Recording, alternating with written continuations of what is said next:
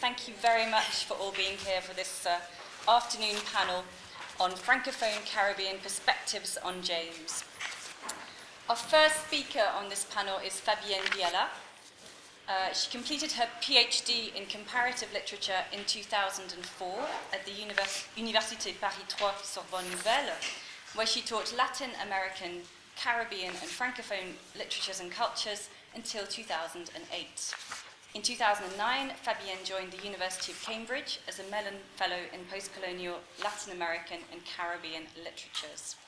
Fabienne has also taught Spanish, Latin American and comparative literatures at King's College London and is currently a lecturer in Spanish at the University of Warwick. And her paper is entitled Sabotage, Commemoration and Performance, the Black Jacobins and Maryse Condé's Anti-Revolution. Thank you, Louise. Maryse Condé is a writer from Guadeloupe. Interestingly enough, she became famous in the US after she left France for a certain amount of reason that led female writers, black writers, and Caribbean writers to be completely subalternized from the panorama of academia and literature. So she went to the US to kind of be recognized. And in 1989, the year of the bicentenary of the French Revolution, she accepted the invitation of the council town of Gosier in Guadeloupe to write a specific commemorative play on the myth of the revolution or the national myth of the French Revolution. It was really meaningful to her because it was a kind of return to her native land, and it was a way to act with the community, really at the very local level of théâtre nègre, what Césaire wanted to achieve, which is this idea that you actually bring the theatre into the street in order to discuss with or to actually engage with the awareness of the people in situ.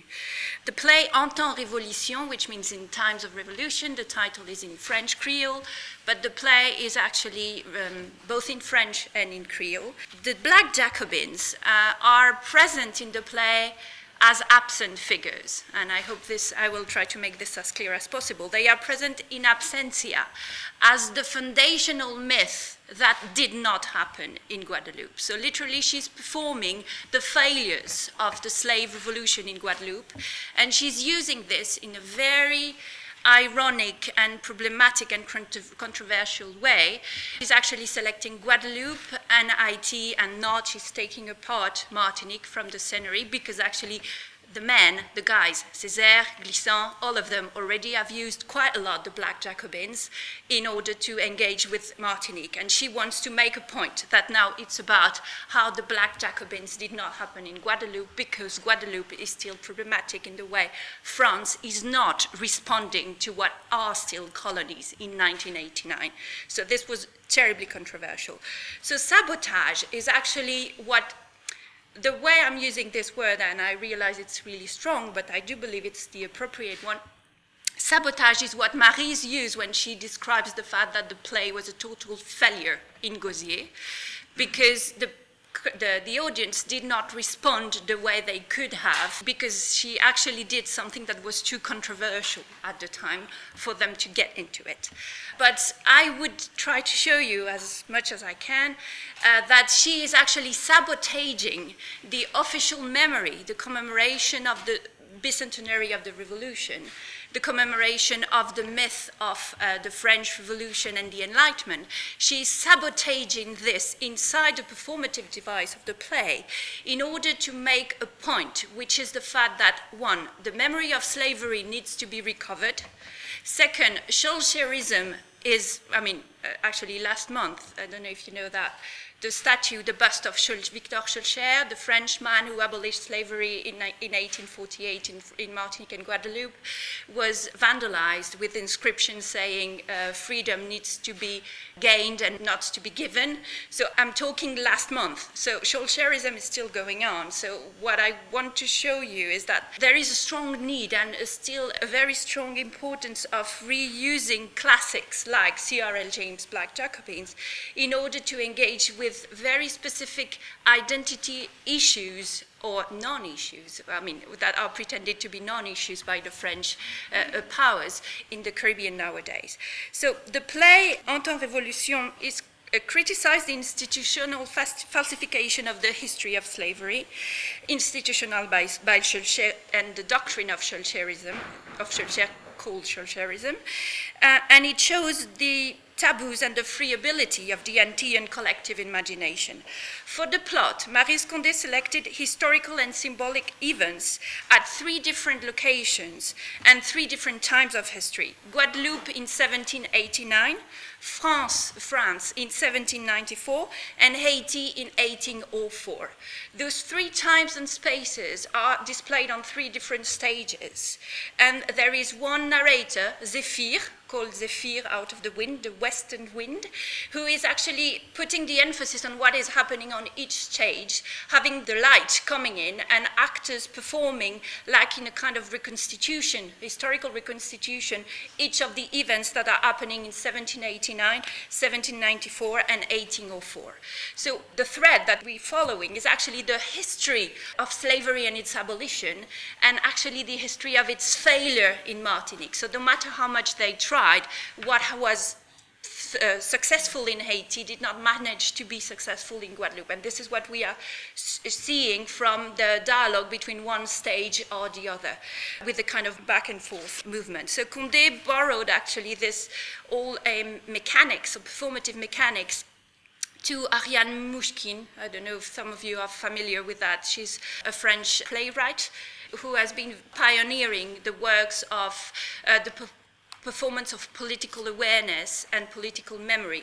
Mostly she used this to perform Greek tragedy in a very kind of modern way in Paris. So Condé is using this, and she's performing here the myth of black slavery and its non-liberation. There is, if we're talking about sabotage of official memory, we need one saboteur. So the saboteur is Zéphyr, and the role of Zéphyr is to link together, as I said, the 3 historical arenas on stage, and he is a trickster, a Caribbean trickster in Caribbean theater. It means that he is a performer of irony and history.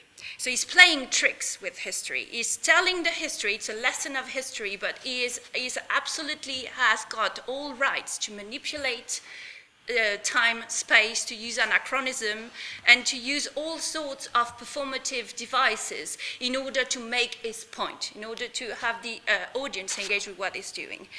What I want to shed light on is the fact that Zéphyr starts saying, Victor Hugo, we can say what we want, but he is the prince of the poets, immortal genius. When I was a child, I wrote on my school textbooks, I want to be Victor Hugo or nothing. Yes, Victor Hugo or nothing. Can you imagine me, a little nigger, meaning nothing? That was how big my dreams were. This is almost quote for quote a quotation of Césaire, the little nigger, meaning nothing. Interestingly, Victor Hugo, and this is where I'm going to invite you to follow the tricks of Zéphyr. Victor Hugo. Why Victor Hugo in a play that is... Okay. Victor Hugo is allowing the audience to go to another Victor Hugues, who is going to be one of the characters performing one of the plays in the arenas on stage, which is the arrival of Victor Hugues in Guadeloupe and Martinique, planting the beautiful flag of the French Revolution and saying, here you go, black people, you are now French citizens and you are free and there is no slavery anymore. As you know, because of Napoleon and the tricks of real history, the very ones who were given freedom will become slaves again a couple of years after from Victor Hugues. So but Condé decides to put the light on the moment when Victor Hugues is planting this kind of myth of the Enlightenment and of the Revolution. If we think about Victor Hugo is actually an avatar for another Victor that you might have recognized if you're familiar with Martinique, which is Victor C.L.R.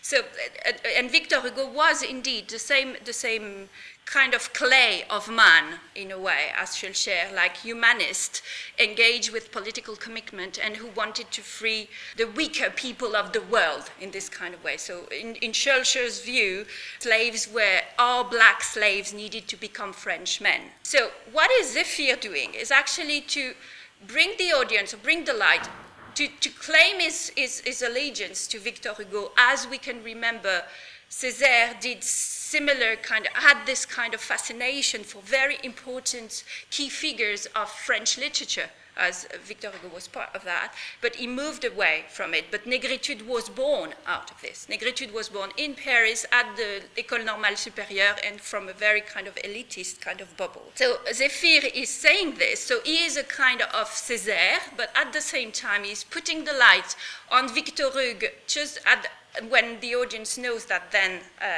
we're going to see afterwards that Victor Hugo is actually a liar, because he is abolishing slavery but then reestablishing it. And the absent figure here is the real target is C.L.R. But C.L.R. is not put on the stage because C.L.R. is an issue that Martinique has got. Guadeloupe obviously has got it as well, but Condé wants to make a point that she's expelling from stage those kind of archetypal heroic figures that are actually aiming so much the real necessity to have a proper memory nowadays in Guadeloupe. This is one of the things that Zéphyr does, which is to be a guardian of history, and in a way that is terribly witty and terribly ironic. What he does is actually to highlight the failure of all the rebellions of the slaves. So the slaves we see on stage, most of them are Ségelius, they are anonymous, kind of one-name people, because they actually don't have a family name. They really are taken out of the collective imagination of what a slave could be. So they're not necessarily representation of specific slave figures, but they are actually taking the first role in the play in order to be the ones who are really trying to gain their freedom and not to have it received from Victor Hugo, from C.L.R, from whoever enlightened white man who is away in France, that kind of idea. So the way Zéphyr is working is actually, he is very harsh. Zéphyr is really very, very harsh towards the foundations of the French Republic. He's sometimes witty and ironic in order to allow the audience to laugh, but is very bitter. So Zéphyr is actually a very good image of who Césaire was when he wrote A Tempest, not who Césaire was when he wrote Return to a Native Land, Le Cahier. So the kind of Césaire that is really disenchanted by the total failure of the départementalisation. This law in 1946. 1946 was a very interesting delusional scenario where suddenly the ex-sugar plantation of France were integrated totally as administrative parts of France, creating first the illusion that there was a geographic belonging. Nevertheless, it's overseas and completely in the Caribbean, but this way it pretends to be a département inside the structure of the metropole. And plus, it creates a total assimilation. So it's a way to hammer the nail even more about the fact that you guys don't have to remember anything about slavery. C.L.R freed you, and now you are French citizens of a proper département. So this whole theoretical model is what Condé is actually putting the finger on to show how much this is delusional, how much this is not working, and how difficult it is then to recover memory in that. The whole moment when the Black Jacobins comes into the play is actually the fact that this quote, Toussaint Louverture made the revolution, or was it the revolution that made Toussaint Louverture? What Zéphyr is doing actually is to personify the revolution as a as a feminine figure, as a witch, as something really negative, which is not easy to hear when in 1989 you are a bunch of Guadeloupean from Gosier who are gathering to commemorate their national identity, which is based on the French myth. So this is one of the explanations why the play was sabotaged, if we want to look at that. So the images that Zéphyr are using are showing the fact that first the idea is that the revolution is seen as the wicked stepmother first because she abandons his kids. She gave them birth, and then she's just not there to feed them milk. So that she's that. And then Zephyr corrects himself, saying, no, she's a witch. She's this witch that has no breast, no milk in her breast, and is completely incapable of giving the kind of primary maternal impulse. So she's literally, if we think about Sycorax, she would be this, not this Sycorax that has been trapped in the tree and that Caliban needed to, but a kind of counter-Sycorax, a kind of sorry, I have the Sycorax of Brathwaite in my head more than the Sycorax of Shakespeare, so if it makes any sense to anybody here. But it's very strong, actually, to personify the revolution inside and to put it on stage as something that is failing. So the whole process, and the play is actually, there was a lot of actors. A lot of actors came from IT. IT is very present in the story because IT is the place where the revolution is achieved. And there are some very difficult things to bear for the Guadeloupean as well, as far as the present context. 1989 was a moment when a lot of Haitians were escaping and coming to Guadeloupe. And actually in the play, you can see, and this is Maryse Condé playing with irony, you can see the Guadeloupeans.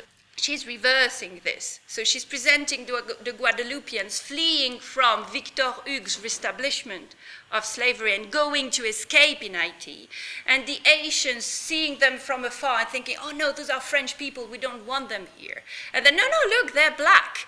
So they accept them as brother. And this is a kind of way that was very badly received in Guadeloupe, where xenophobia against Haitians was at its highest peak. So she was actually putting the finger really on everything that was hurting her society in order to kind of engage with a vision was actually to give, she has a very pan-Caribbean reading of Caribbean identity and wanted Guadeloupe to decluster itself of this kind of very nationalistic kind of bubble of vision in order to engage the Caribbean to think about themselves as a region and not as a bunch of islands. So to end, I would just say that 1989 was also a very problematic moment because it was the moment when the European community was being built, and they were discussing the fact, in France at least, if the Caribbean was going to be part of that or not.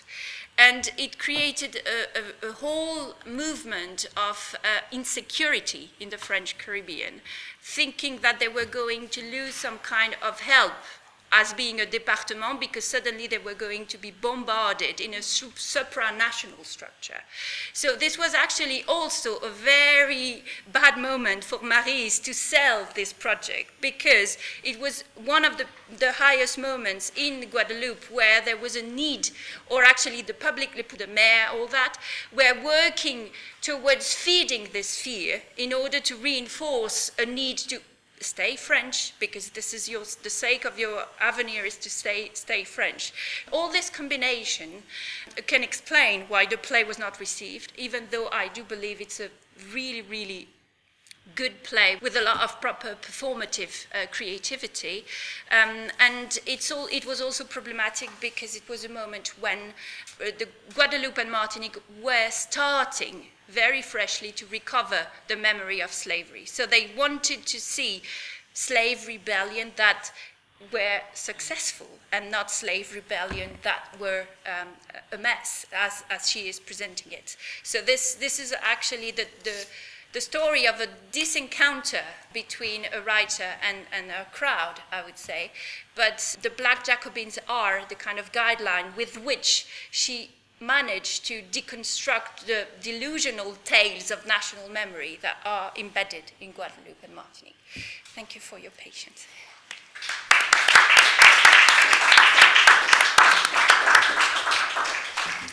So our second speaker is Daniel Nethery. Daniel first started reading Fanon and Césaire while working as an assistant de langue, so a language assistant teaching English in Martinique. He focused on the relationship between Fanon and Césaire in his MA thesis, which was completed last year at the University of Sydney. He's currently translating a biography of Fanon, written by Fanon, the elder brother to Frantz, and the source of almost all that is known about the childhood and adolescence of the author of Black Skin, White Masks and The Wretched of the Earth. And Daniel's paper today is entitled Aimé Césaire, the Black Jacobin. Yes, I have to start with an apology. The conference program promises that I'll speak about both Césaire and Fanon. But as I started to set my thoughts down on paper, I realised that there was just too much to say about Césaire on his own. So if you have any questions about Fanon, I'd certainly welcome those. And I think that you'll also see through the paper, even though I don't explicitly talk about Fanon, he does make one cameo appearance. Even though I don't explicitly talk about him, I think you'll see the connections that lead on to what he did at around about the same time that Césaire published his own study of Toussaint Louverture. So C.L.R. James took the opportunity afforded by the second edition of Black Jacobins to update his bibliography and also to write that famous appendix which inscribed the book into the struggle for African independence.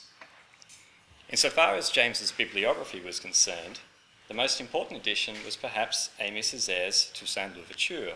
This is a recent biography by the celebrated poet, dramatist and politician of the French West Indian island of Martinique, James wrote, so as to introduce Césaire to his readers who may not have been familiar with him. The book, as could have been expected, is extremely competent and gives a good picture of Toussaint and the San Domingo Revolution. I find, however, that it lacks the fire and constant illumination which distinguishes most of Césaire's other work.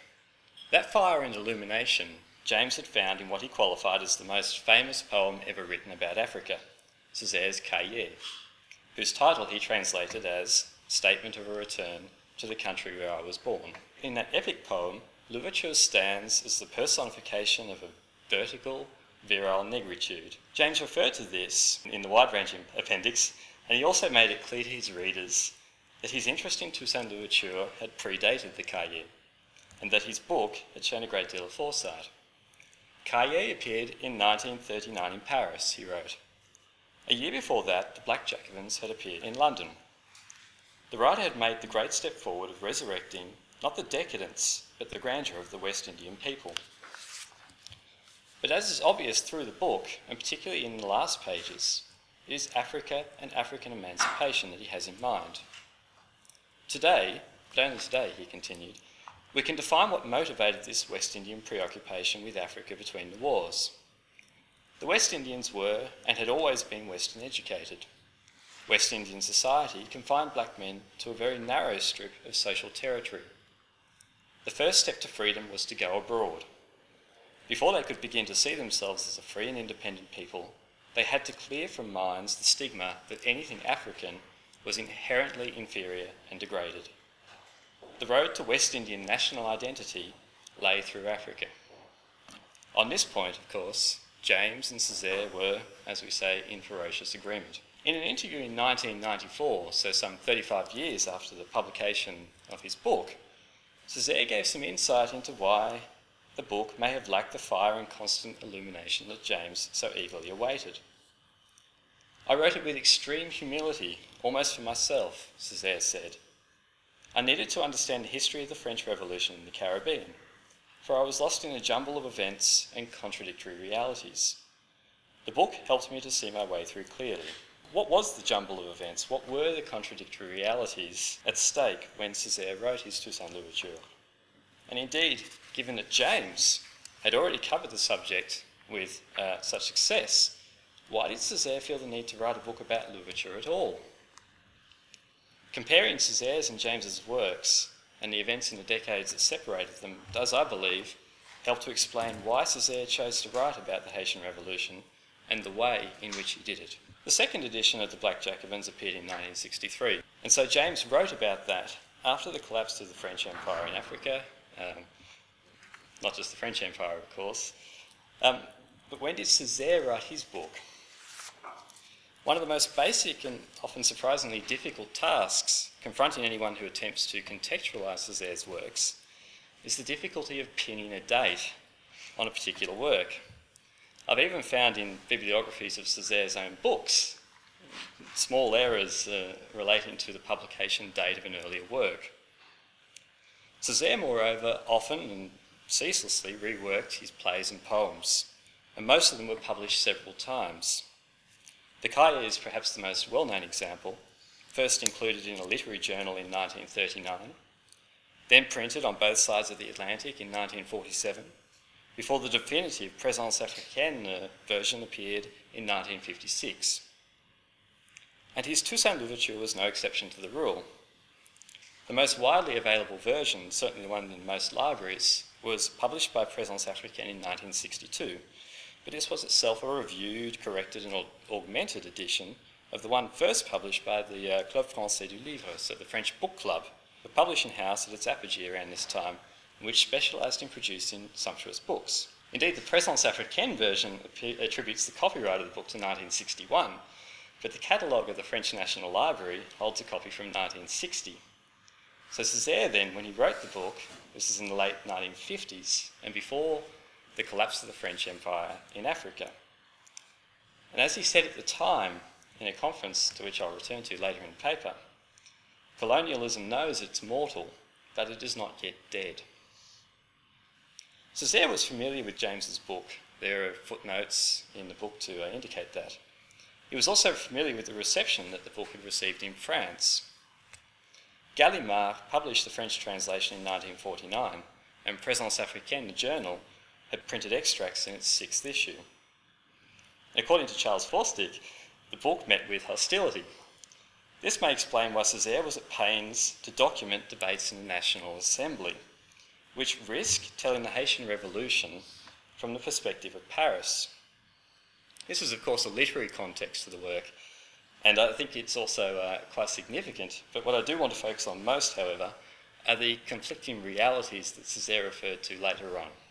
Let me begin with Marxism, which ideologically underpins the Black Jacobins. Césaire began his political career as a member of the Communist Party.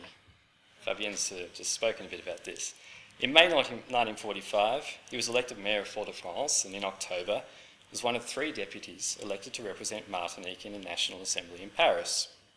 And so it was as a communist deputy that Césaire, in March 1946, introduced into Parliament the Assimilation Bill, which created a new category of département, the Overseas Department, and placed the old colonies of Martinique, Guadeloupe, French Guiana and Réunion on the same legislative footing as the département in France, and, it should be noticed, the 3 départements in Algeria.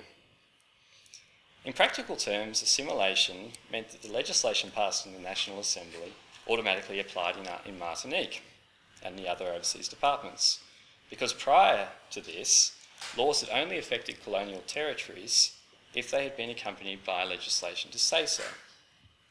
The bill, integrated into the new constitution of the Fourth Republic, was ratified by the referendum of October 1946. Césaire had achieved a significant transformation in the legislative status of his island and expected improvements in the quality of life of ordinary Martiniquais to result.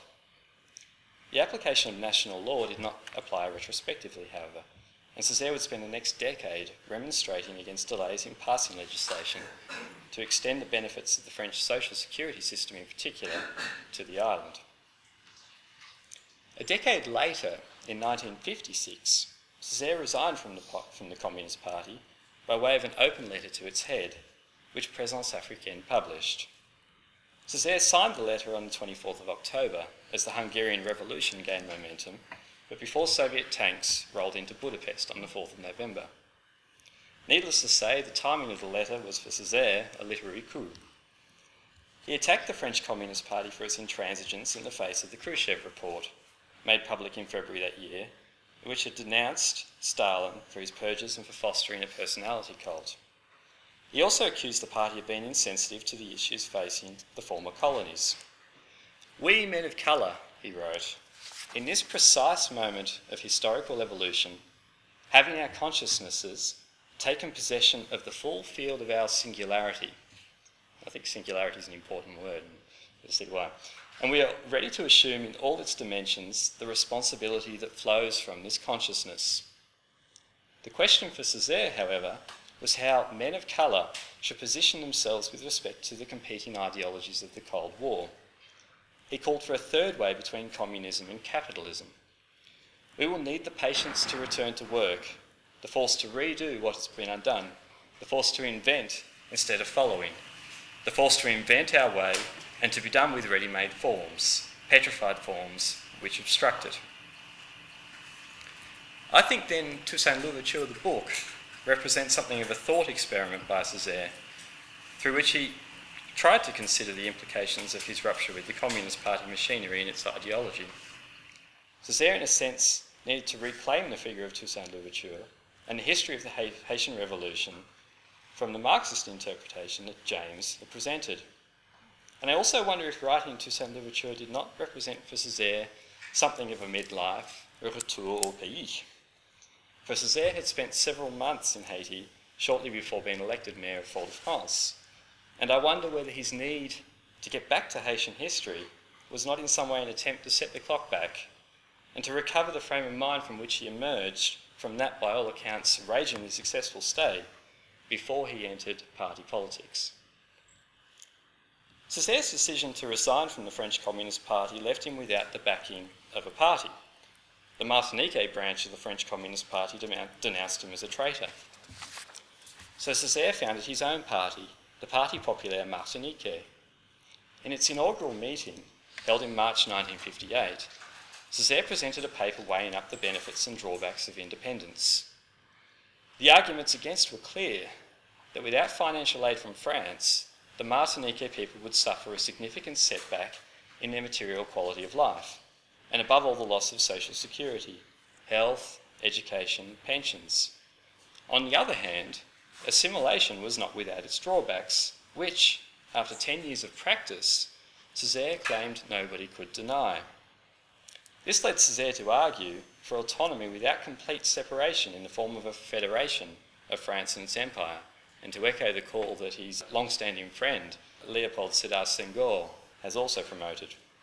In Algeria, put the policy of the new Parti Populaire Martinique to the test. In May 1958, the war there plunged the Fourth Republic, which was known for its political instability, into its fourth ministerial crisis in 2 years. On the 13th of May, several 100,000 partisans of French Algeria demonstrated in Algiers and called on the army to take control of Paris and to assure the fate of Algeria remained the number one priority for the government. Jacques Massou, one of the generals directing the war in Algeria, appeared before the crowd and informed them the Committee of Public Safety, and that's a reference back to the French Revolution of 1789, would call on Paris to form a government headed by General de Gaulle. The threat of a military coup was implicit in his words.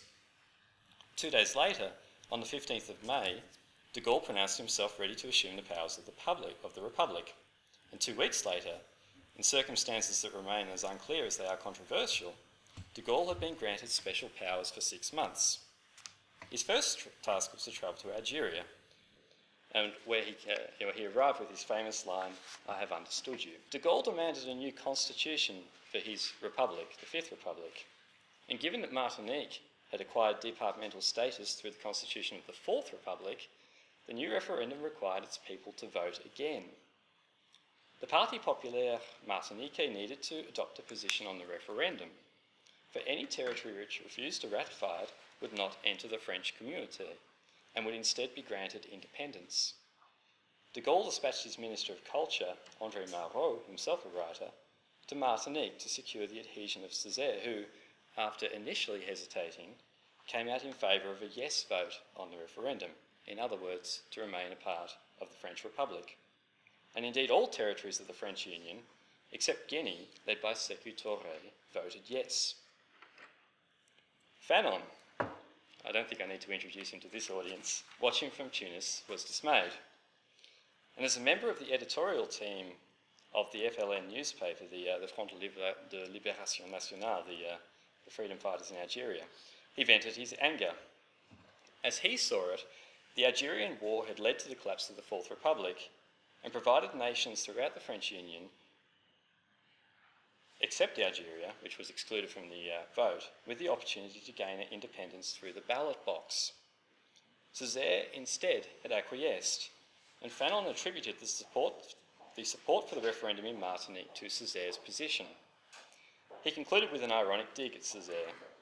What is certain is that in the Antilles, as elsewhere, no leader can be under the illusion of his value or of the love that the masses bear him as soon as the will for national liberation is awoken. Fanon also pondered why Césaire had not had the courage to join the Federation of the West Indies.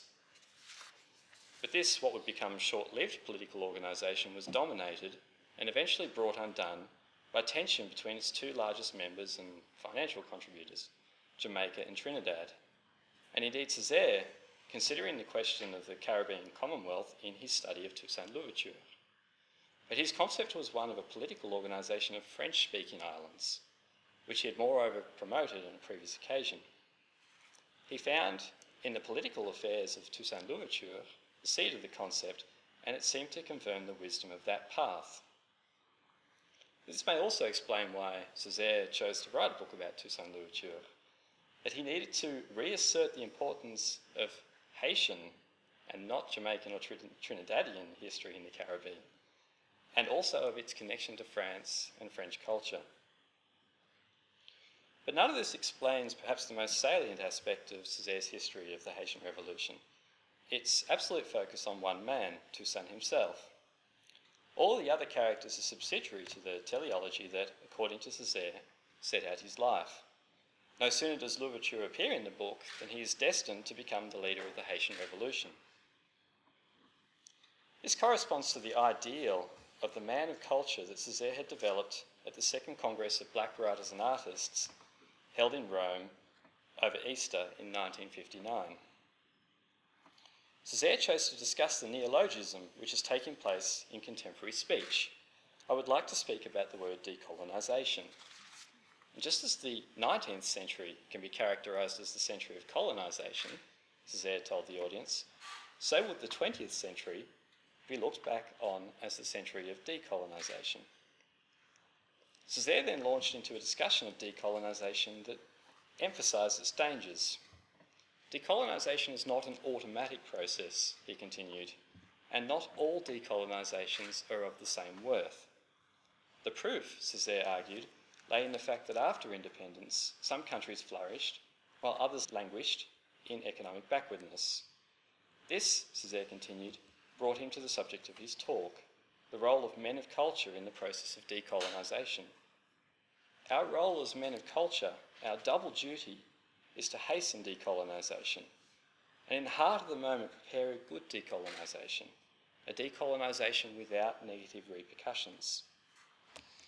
This was not a messianic or romantic conception of the artist creating the nation, he said, but through the act of creation, artists could express and give shape to the nationalist will of the people. We, at the present conjunction, are propagators of souls, multipliers of souls, perhaps even inventors of souls. This focus on the man of culture stands at the core of what Césaire sought to demonstrate with his history of the Haitian Revolution. Given his despair with the Communist Party, Césaire required a new guiding ideology. His book is not about Black Jacobins, but about one Black Jacobin, upright against the tide of history. In his speech to the Second Congress of Black Writers and Artists, Césaire had predicted that the 20th century would be seen as the century of decolonisation.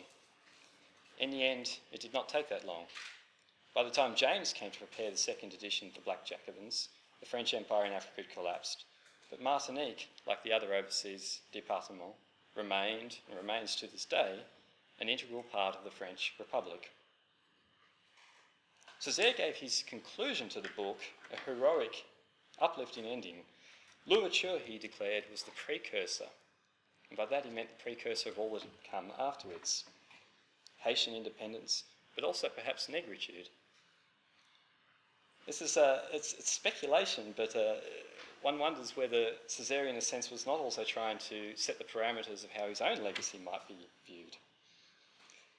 In any case, I do believe that in trying to grapple with the character of Césaire and the difference, sometimes irreconcilable differences between his poetic and political actions, you do need to come back to this work on Toussaint Louverture and how it relates to the earlier work that James had written. Thank you.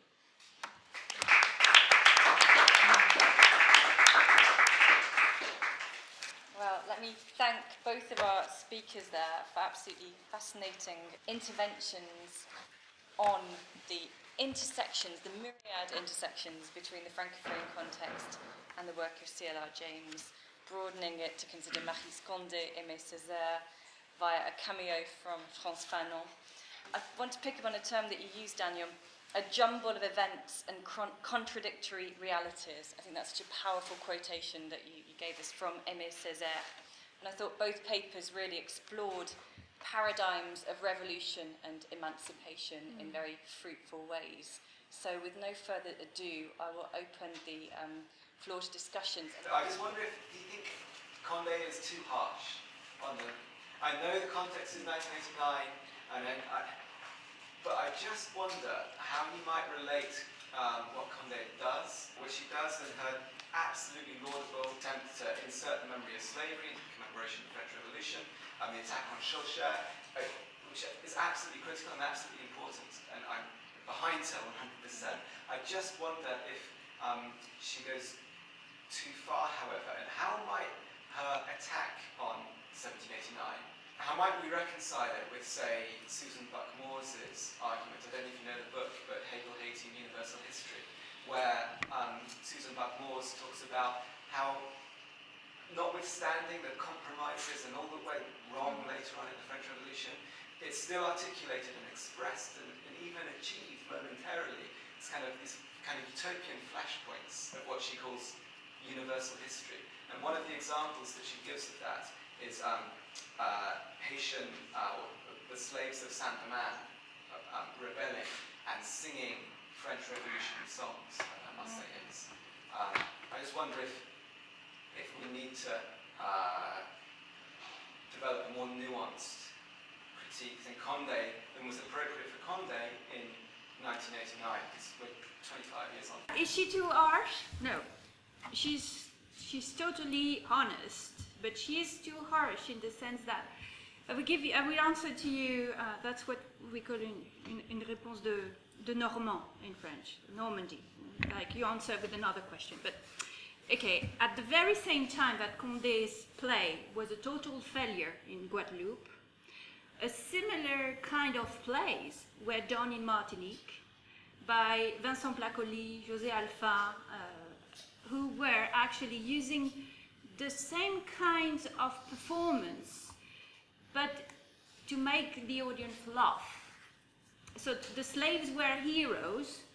They kind of were the difficulties of how they were trying to gather was put on stage, but they were not using irony. So I think that what was really harsh is more than what she is using or the format or whatever, is the fact that she decided to take things very seriously at a moment when the Martinicans and the Guadeloupeans needed to be invited to think seriously. They needed to be, in a way, kind of reassured with the fact that, all right, you've got a big amnesia issue, you guys, but it's fine, we're going to work this out all together. And because Condé has got this diaspora kind of vision, because she was away for a long time, because also she is a very strong independentist at a moment when independentism was actually not very welcome, but could have. What I mean is that she's not too harsh. If you're too harsh meant some kind of exaggeration on her side. She was not exaggerating the disease.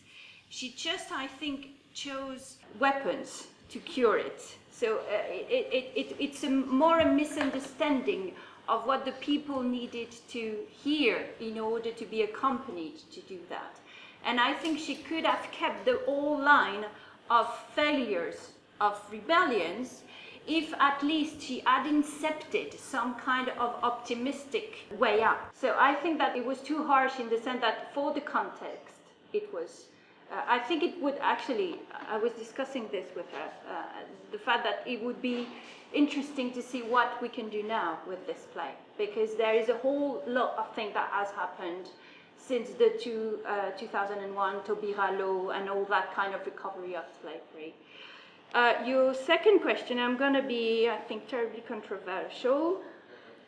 if there is any kind of utopian flashpoint of universal history in the Caribbean revolutionary that can work and that has been working, no matter how problematic it is, it's far more the Cuban Revolution than the French Revolution. So I would say that the French Revolution is actually not that well known outside of the French Caribbean scope, even though there are redundancies, resonances, and echoes, obviously. I mean, you quoted men of culture and the culture in politics. So because the French Revolution was based on philosophy and political rights and law and literature all together tied up like that, obviously there is something really strong in the French Revolution, but as a kind of, how can I say, a palimpsest, a kind of remote foundational myth, but not as something that at some point managed to do what the Federation of the West Indies failed to do, which was what at some point still a lot of Caribbean intellectuals can find in the Cuban Revolution or the CARICOM or the ALBA or those kind of gathering of a third world solidarity among peoples who are still in need to make something out of those utopian bullet points. Maryse Condé technique in this play can perhaps be explained by the fact that today's Martinique and more importantly Guadeloupe shouldn't be really labeled Département Français, but Post-Colonie Française. That's point number one. Point number two, Guadeloupe, from my little experience and my short visits to Martinique, is certainly the Guadeloupean. They are more certainly radicals than the Martiniquais. Yep. And thirdly, the fact that in spite of their status as a département d'outre-mer or département de la République française, the rate of unemployment in Guadeloupe is obscenely, I would like to stress, obscenely high. Yep. Therefore, I'm not surprised at all that Condé, through her various tricks in this play, is actually smashing to bits this myth. And finally, my final point, you mentioned, the Prévenoirs about Victor Hugo. Let's not forget that one of the famous quotes that I'd like to put to you here is by Victor Hugo. Fair enough, it's a long time ago, but he says, Victor Hugo, on the lettres, on the culture, and so forth, talking about c'est le peuple des Lumières qui s'avance, qui doit sortir ses sauvages de l'obscurité. It's also important to have in mind that Guadeloupe is twice subalternized.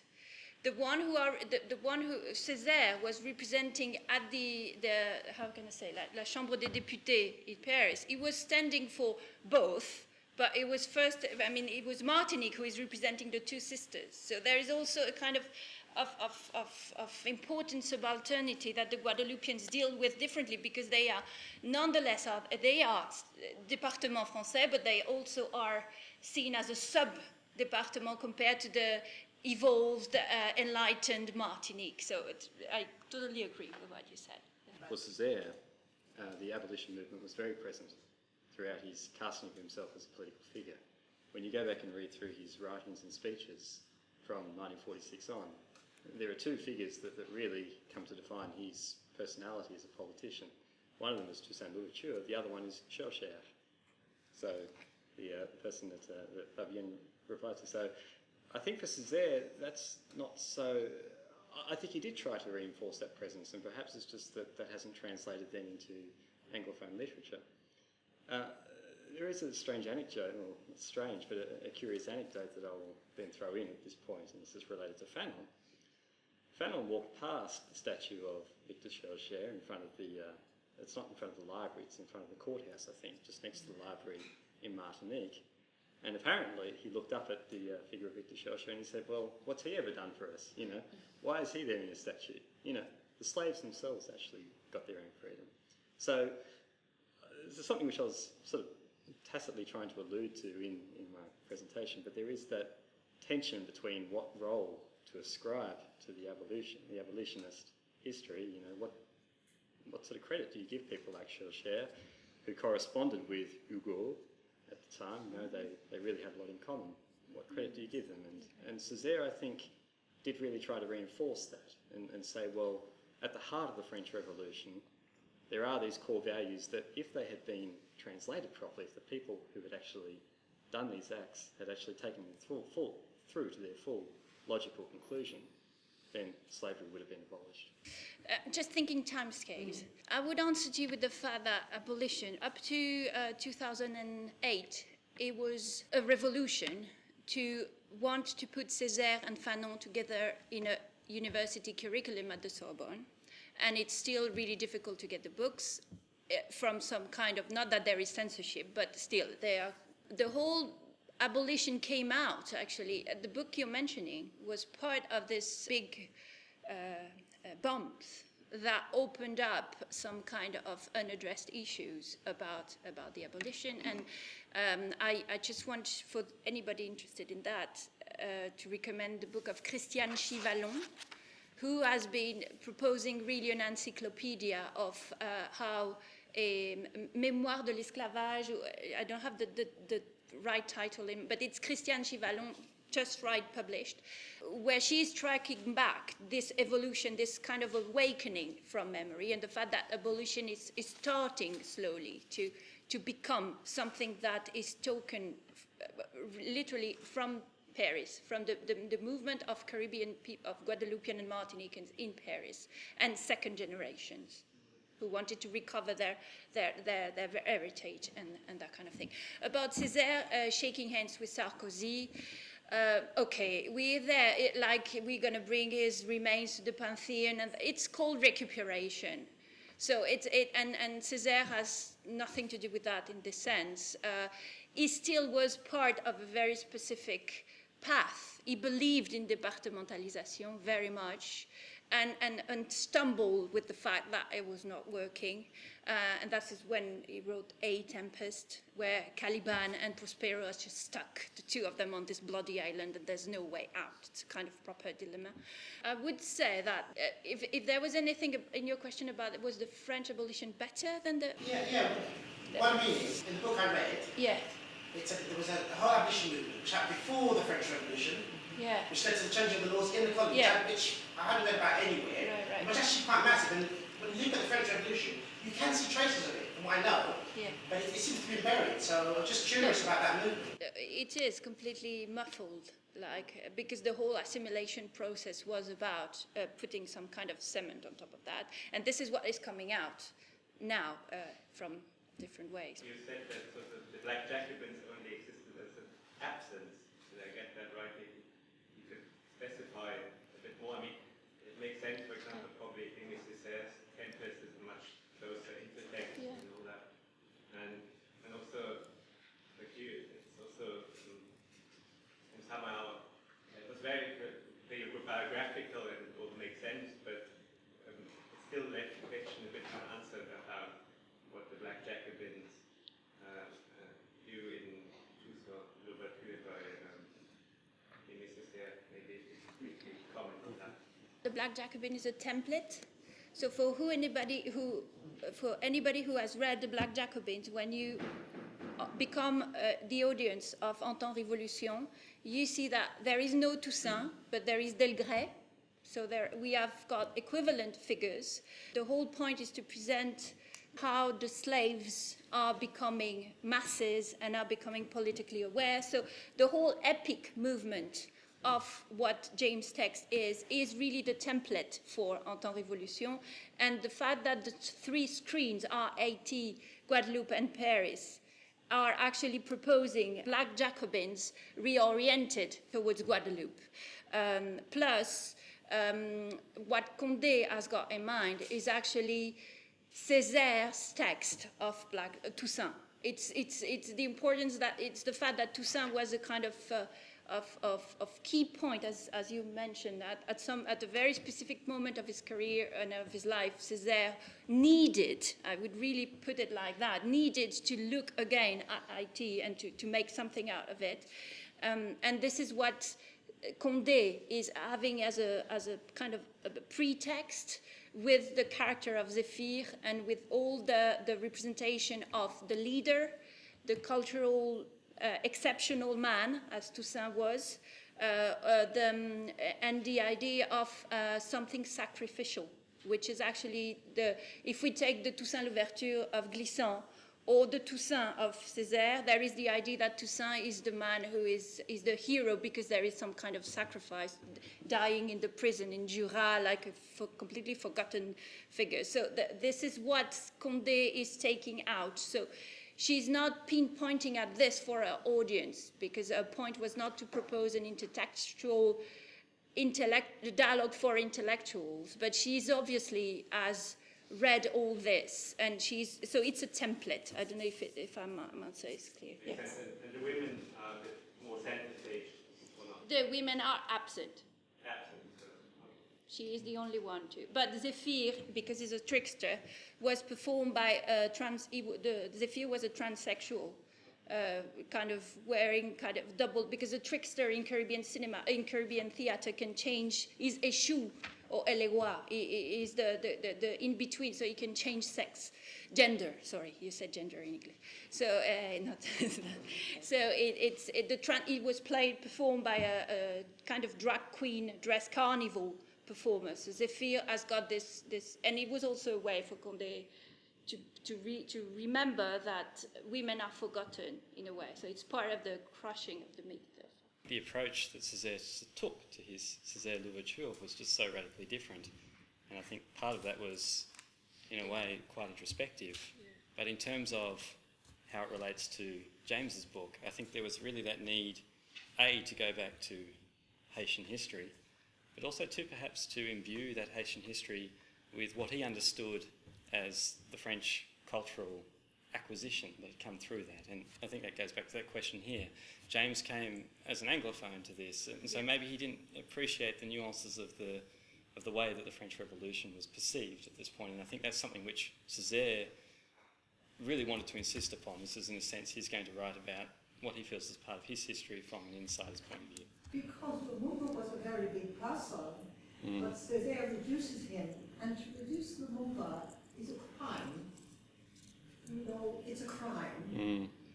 And so I went back to read the Carrier, and I began to see in it what I didn't want to see the first time I read it.